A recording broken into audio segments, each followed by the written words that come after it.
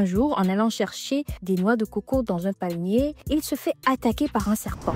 Voici l'histoire du premier Esquimau togolais.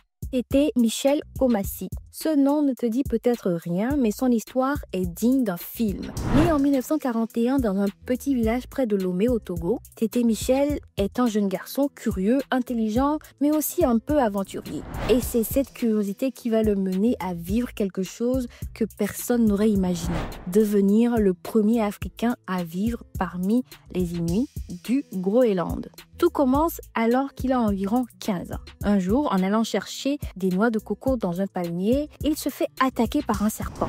Grosse frayeur. Il survit, mais son père décide de l'envoyer se faire soigner par les prêtres du temple du serpent, un lieu sacré où il reste plusieurs semaines. À son retour, son père lui annonce une nouvelle choquante. Il devra devenir prêtre du serpent. Mais Tété Michel ne veut pas de cette vie spirituelle et enfermée. Il rêve d'aventure, de découverte, de liberté. Un jour, entraînant dans une librairie tenue par des missionnaires français, il tombe sur un livre, Les Esquimaux du Groenland à l'Alaska. Ce livre change tout. Il découvre un peuple qui vit dans un monde de glace, sans serpents, sans forêt, mais avec des valeurs simples et fortes. Entraide, liberté, adaptation. Il décide alors, dans sa tête d'adolescent, qu'il va vivre là-bas, au Groenland, à l'autre bout du monde. Le problème, il n'a pas d'argent, pas de passeport, pas de plan. Juste un rêve et une détermination énorme. Alors, il s'échappe de chez lui et commence un périple de 8 ans. Il traverse toute l'Afrique de l'Ouest